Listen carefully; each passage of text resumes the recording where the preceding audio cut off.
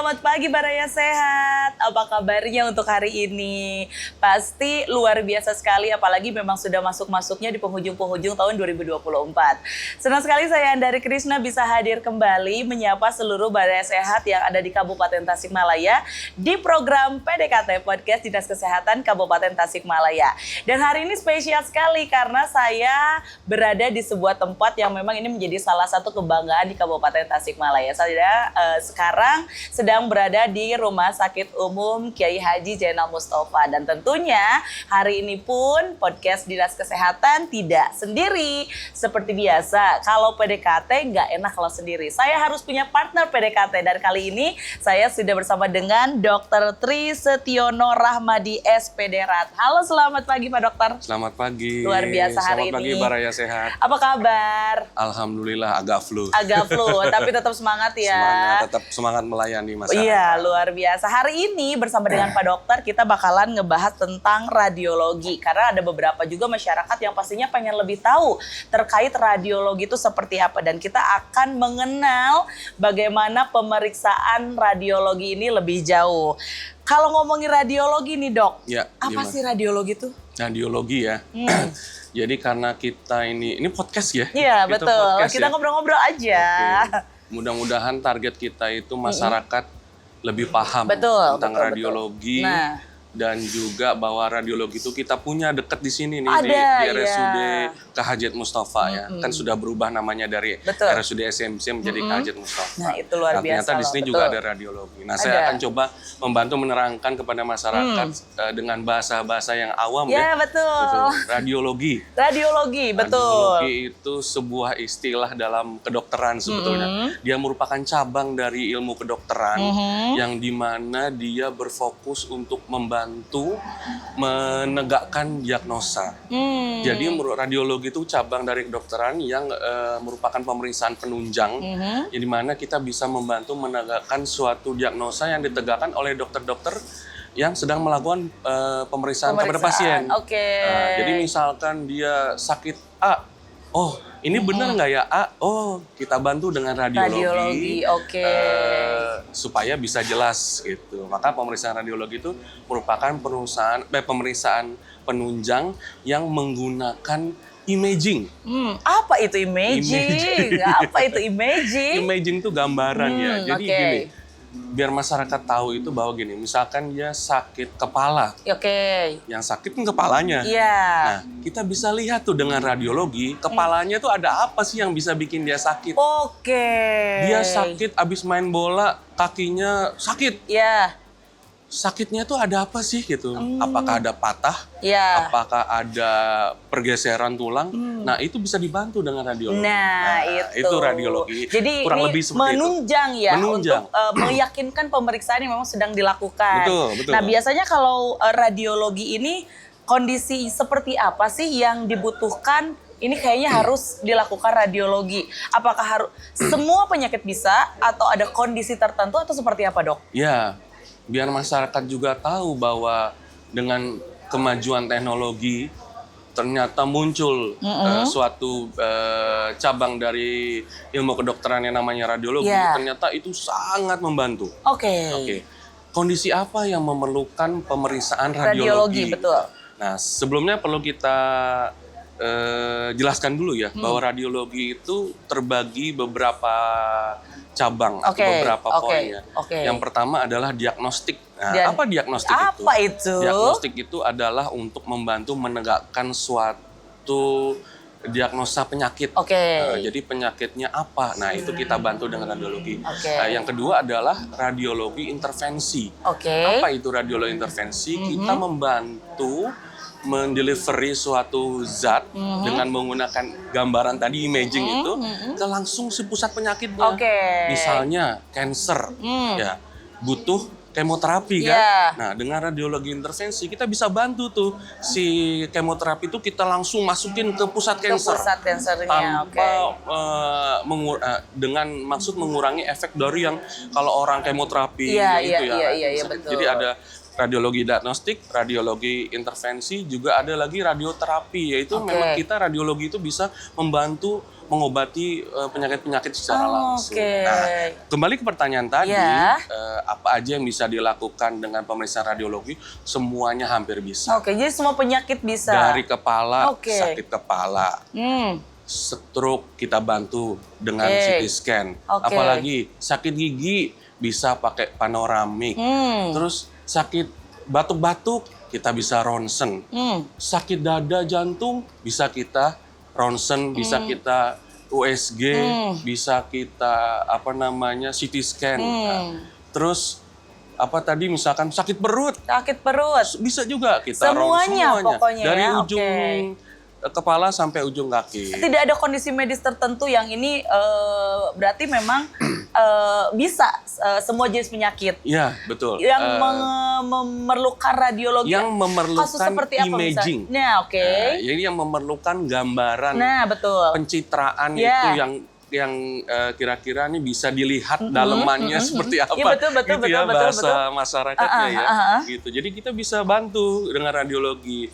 Nah, masyarakat banyak belum tahu gitu bahwa dengan pemeriksaan radiologi itu bisa kita lihat tuh si penyakitnya sebetulnya apa gitu. Sih, betul. Nah, makanya dia disebut pemeriksaan penunjang. Jadi ketika dokter, biasanya kan kalau ke dokter nih kita ditanya-tanya dulu namanya anamnesa. Nah, udah dilakukan anamnesa, kemudian dilakukan pemeriksaan fisik. Betul. Suka dokternya pakai stetoskop. Sakit apa nih ya? Ternyata dengan keluhan seperti ini penyakitnya ada 10 kemungkinannya. Nah, dari 10 itu kita lakukan pemeriksaan radiologi. Sehingga bisa aja muncul cuma 2, cuma 3, dan lama-lama bisa menjadi 1, sehingga jelas penyakitnya. Betul, tuh. Jadi seperti itu. Jadi memang ini salah satu penunjang yang sangat luar biasa berarti ya, Dok ya. Alhamdulillah itu penemuan teknologi yang bagus sekali. Dan biasanya kan kalau radiologi ini kan apakah dilakukan pemeriksaannya secara rutin? Kalau pemeriksaan atau cukup 1 kali aja atau gimana? Pemeriksaan radiologi ini dilakukan sesuai indikasi. Hanya dilakukan indikasi. Kalau perlu dilakukan. Kalau enggak usah. Dilakukan bila perlu juga perlu ada saran dari permintaan dari dokter yang mau meriksa. Kenapa? Betul. Karena kalau dia dilakukan pemeriksaan radiologi tidak tepat arahnya, sasarannya, organnya yang mau diperiksa apa, sakit kepala yang diperiksa perut, kaki atau nggak nyambung ya. Nah, makanya itu tidak rutin, tapi hanya sesuai indikasi. Gitu. Jadi kalau dokternya meriksa perut nih, ternyata aduh sakit perutnya kembung, nggak bisa, misalkan bisa buang air besar, nggak bisa sampai flatus atau kentut nggak bisa. Nah kan kembung tuh. Masa yang diperiksanya kepala?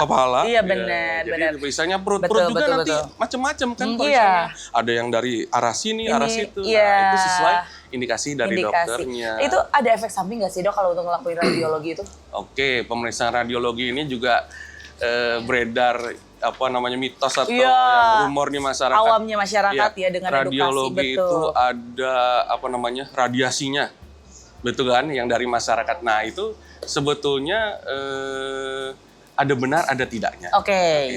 Memang beberapa pemeriksaan radiologi menggunakan radiasi.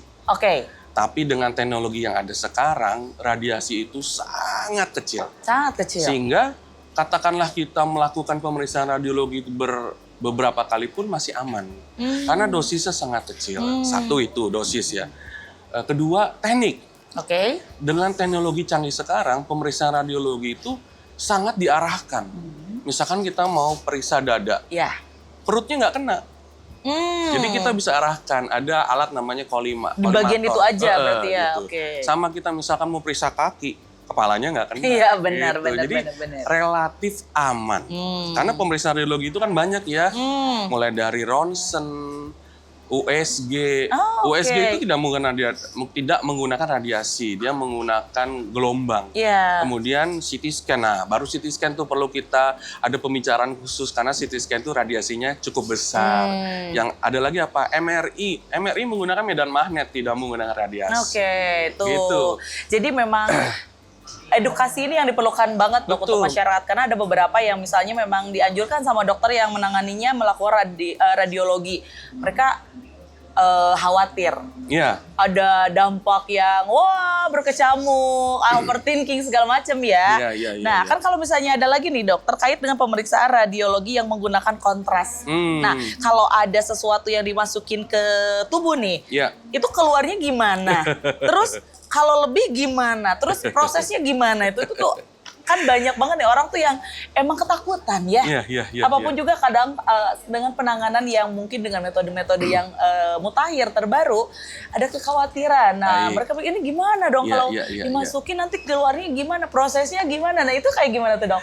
Jadi gini, dari banyaknya macam pemeriksaan radiologi, ada beberapa pemeriksaan yang memerlukan bantuan yang kita sebut kontras. Kontras itu cairan. Oke, cairan. Nah, apa sih fungsinya cairan itu? Si kontras itu ya.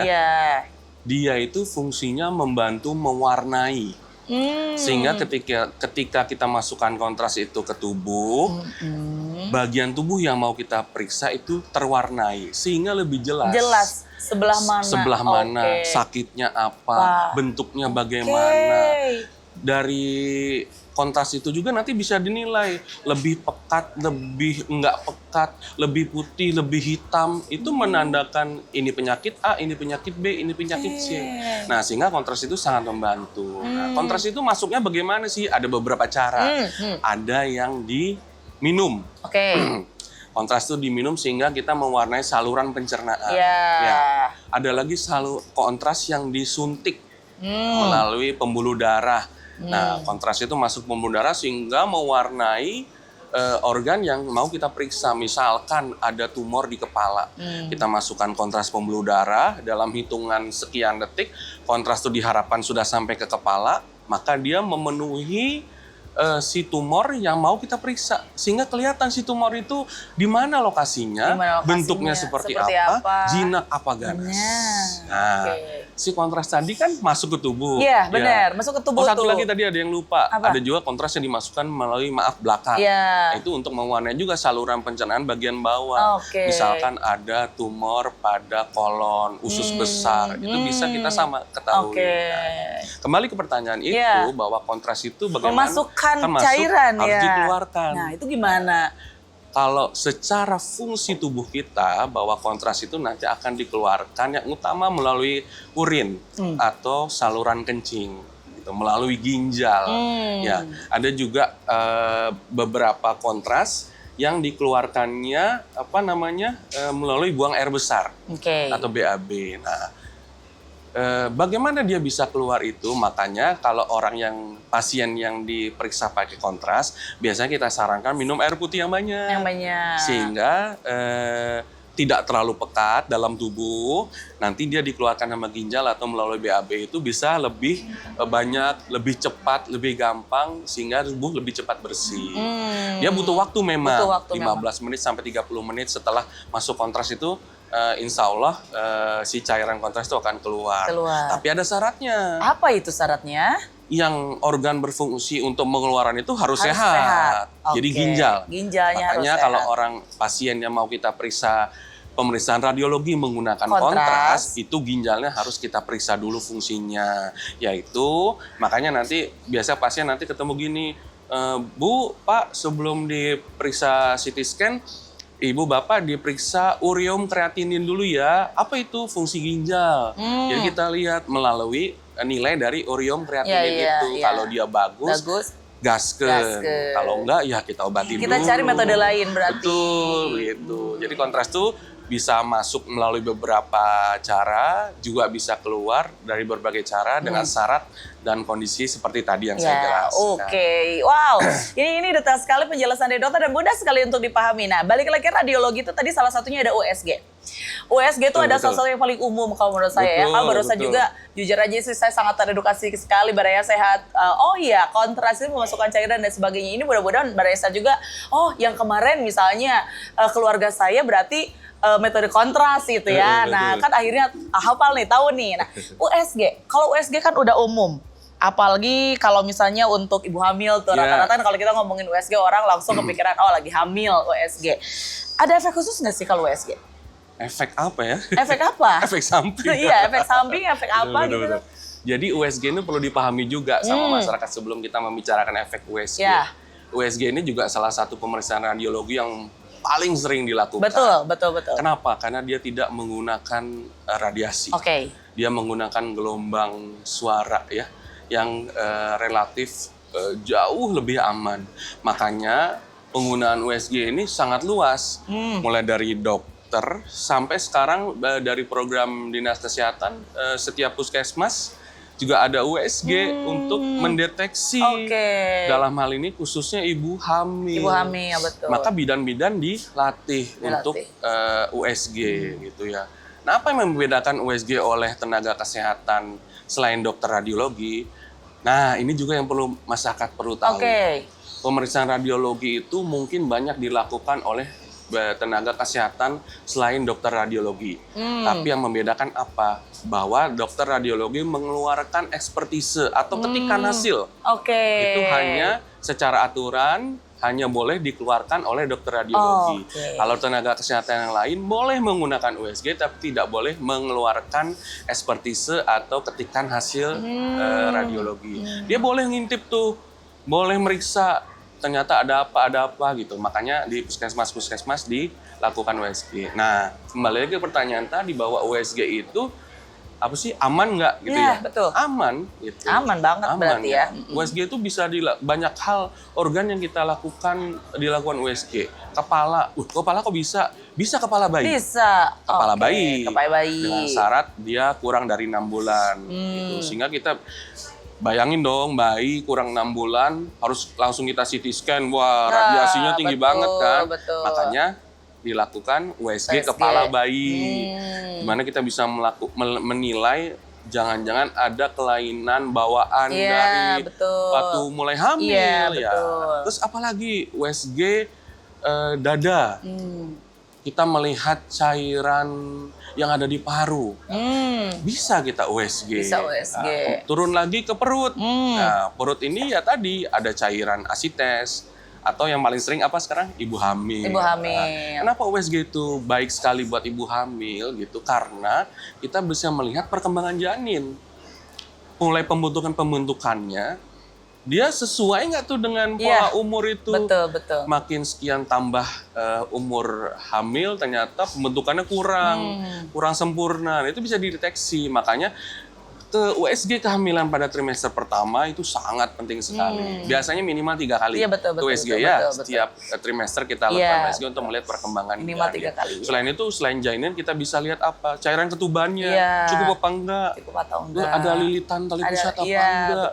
Pergerakan bayinya, jantung bayinya ada detup, ada denyut apa enggak? Itu kan harus kita lihat ya. Betul. Nah, USG itu kan sekarang juga ada 4D. Nah, kayak gimana tuh? Itu pengembangan atau jenis baru atau seperti apa tuh? Iya. Itu kadang kalau sekarang kan di masyarakat udah mulai banyak tuh yang saya lebih pengen ibu hamil nih khususnya misalnya pengen 4D. Iya. Emang gimana sih bedanya apa sih, Dok? 4D itu juga mungkin USG kekinian kali ya. Iya, benar kekinian ya. Jadi 4D itu sebetulnya ya sesuai namanya ya 4D ya. Jadi kita melihat bentukan real dari si bayi yang ada di janin yang ada di dalam perut ibu gitu ya. Tapi ya ada syaratnya tentunya. Harus sudah umur sekian, trimester ketiga, udah sekian minggu. Tapi dasar metodenya sama dengan USG yang umumnya? Sama. Cuma memang ada beberapa hal. Pertama, dia dilakukannya lebih lama. Ya kan? Karena dia membutuhkan beberapa proses untuk membentuk 4D itu gitu yang membentuk si bayi. Kemudian tadi namanya gelombang suara ya. Sama kayak radiasi tadi, dia tuh ada dosisnya gelombang suaranya itu. Efeknya apa? Mungkin agak panas kalau terlalu lama ya. Tapi itu jauh sih sebetulnya ya. Tapi masyarakat perlu tahu gitu. Ternyata juga USG itu kalau terlalu lama katanya ada efek panas. Sampai saat ini sih masih aman sebetulnya betul. Tapi masyarakat perlu tahu juga. Sehingga lebih lama, kemudian ada efek tadi panas dan juga dilakukan dengan syarat kondisi tertentu ya. Tidak setiap umur kehamilan bisa dilakukan 3D atau 4D tadi gitu. Jadi relatif aman dan keren sih. Itu pengembangan lebih mutakhir lagi berarti ya, itu Dok, penemuan sekarang yang lebih. Kan kalau kita ngomongin ibu hamil tuh banyak kadang suka ada istilah ibu hamil jangan sakit gitu ya. Karena memang katanya tuh ya susah dalam pengobatan dan lain sebagainya. Ini kalau misalnya ada kasus ibu hamil yang punya penyakit paru misalnya, dia dibutuhkan X-ray atau ronsen. Itu gimana tuh, Dok? Iya. Jadi gini kita tadi belum jelasin juga ya. Apa tuh? Yang paling sering juga dilakukan radiologi itu ronsen. Iya betul, Ya kan betul, ya, betul. ronsen ya. Familiar banget lah itu di masyarakat, betul. Mulai dari screening, MCU, medical check up. Iya benar. Naik Bukan haji. Marvel Cinematic Universe ya MCU-nya ini. Naik haji. Nah, benar. Iya kan? Iya. Nah, ibu hamil juga kadang-kadang dilakukan ronsen dada, apa istilahnya ronsen toraks ya. Nah, sebetulnya aman. Aman. Oke. Tapi dengan syarat dan kondisi tertentu tadi. Tapi dengan teknologi kecanggihan sekarang sebenarnya relatif lebih aman. Pertama, dosis ronsen dada itu sangat kecil, gitu ya. Nah, kembali lagi kalau tadi di antara pemeriksaan ibu hamil, kalau ronsen dada memang relatif lebih aman dibandingkan kalau kita harus ronsen perut. Karena kan ada janinnya ya. Nah, kembali lagi ke ronsen dada. Dengan teknologi sekarang kita mempunyai pengaturan dosis radiasi, satu. Kedua, kita mempunyai namanya kolimator yang tadi saya bilang, bisa diarahkan. Diarahkan di satu. Jadi ronsen dada aja. Iya, gitu. betul. Ketiga, kita punya namanya apron, pelindung. Ya, jadi biasanya ibu hamil nanti kalau ronsen dada perutnya ditutupin apron. Sehingga dia tidak kena lagi, lebih melindungi. Kemudian untuk petugas juga sama. Kenapa yang petugasnya nggak aman gitu kena berulang kali? Iya benar. Petugas ngelakuinnya di luar. Kita teknologi sekarang jadi ngeronsennya dari luar ruangan. Di ruangan sendiri sudah ada juga lapisan namanya timbal. Bukan timbal ya, timbal. Lapar dong kalau timbal, Dok.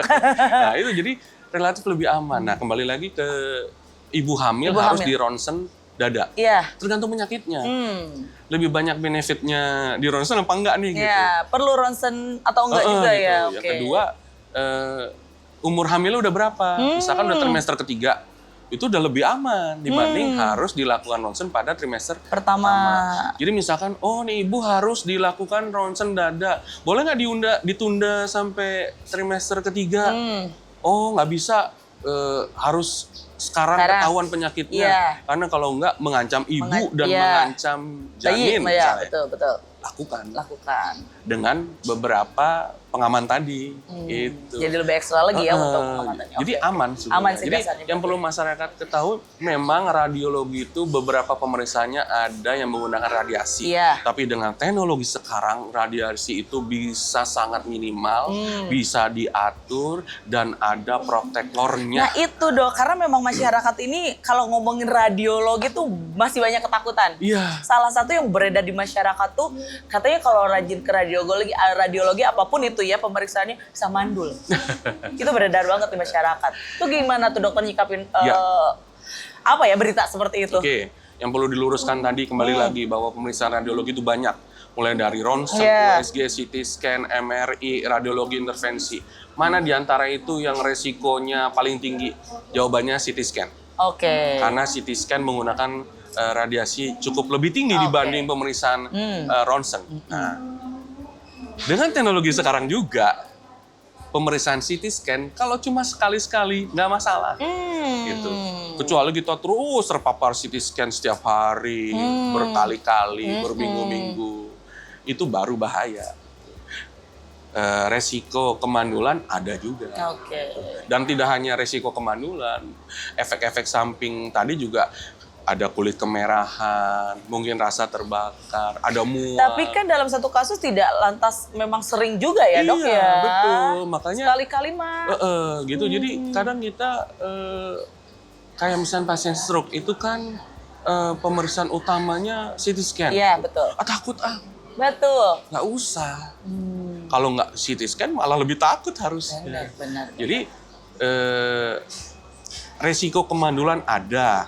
Dengan syarat tadi harus berkali-kali di CT scan dan pemeriksaannya apa kalau ternyata dia cuma di ronsen aja karena misalkan nih amit-amit ada kecelakaan ronsennya banyak nih, mulai dari kepala, leher, dada, dalam sekali waktu. Itu juga nggak apa-apa, karena benefitnya lebih banyak dibandingkan mudorotnya ya gitu ya. Jadi relatif lebih aman. Resiko ada dengan syarat dan kondisi tertentu. Gitu. Tapi dengan teknologi sekarang relatif jauh semuanya lebih aman. memang terus diperbaharui ya dok, teknologi itu. Betul. Jadi memang selalu memikirkan bagaimana untuk semakin mengurangi resiko. Betul.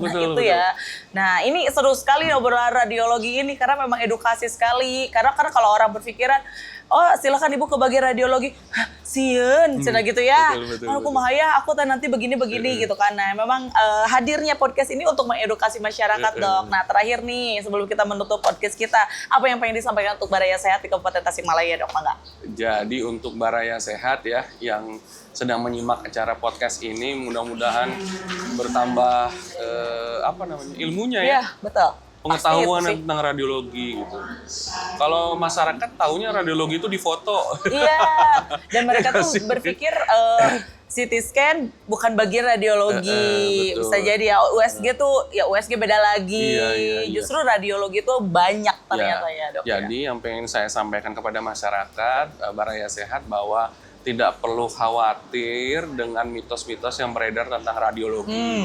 Pemeriksaan radiologi itu dibilangnya atau disebutnya pemeriksaan penunjang. Ya. Tapi kami dari radiologi bilangnya bahwa pemeriksaan radiologi itu adalah pemeriksaan penunjang utama. Betul. Yang sangat membantu seorang dokter ya untuk menegakkan sebuah penyakit. Betul. Ya. Ini penyakitnya apa, harus diapain, terapinya apa. Itu bisa dibantu dengan pemeriksaan radiologi. Nah, itu. Jadi tidak usah khawatir kalau dokternya atau tenaga medisnya menyarankan harus diperiksa radiologi. Jangan ragu untuk pemeriksaan radiologi karena itu sangat membantu. Dan kalau ditunda-tunda nanti bisa berbahaya. Nah, itu. Dokter terima kasih banyak. Sama-sama. Seru sekali obrolannya ini benar-benar daging banget ya Baraya Sehat. Jadi sekali lagi jangan pernah takut untuk melakukan pemeriksaan radiologi apalagi di Rumah Sakit Kiai Haji Jana Mustafa ini, Kak Hajat Mustafa ini tuh udah luar biasa ya, Dok. Betul, kita mempunyai sampai saat ini mempunyai 2 orang ahli radiologi yang alhamdulillah bisa melakukan pemeriksaan mulai dari ronsen ya, juga yang ada di sini ya. Ronsen, USG, kemudian ada CT scan. Kita juga ada mamografi ya, pemeriksaan untuk payudara ya. Kemudian kita juga ada pemeriksaan untuk gigi, panoramik. Nah, jadi membantu melihat si gigi ini yang bolong, yang bengkok segala macam. Jadi udah lengkap di kabupaten ini. Nah, tinggal nanti pemilihannya sesuai instruksi dari dokternya. Gitu. Wah, luar biasa. Terima kasih waktunya, Dok. Selamat kembali bekerja. Terima kasih udah benar-benar mengedukasi Baraya Sehat Kabupaten Tasikmalaya. Terima kasih juga yang udah stay. Yang pastinya selain informasi yang disampaikan oleh Pak Dokter ini, tolong juga diinformasikan ke keluarganya. Edukasi juga ke sahabatnya, ke lingkungan sekitar. Karena biar pemahaman soal radiologi ini tuh lebih memasyarakat lagi. Terima kasih Baraya Sehat. Ketemu lagi di episode selanjutnya. Saya Darisna pamit. Assalamualaikum warahmatullahi wabarakatuh.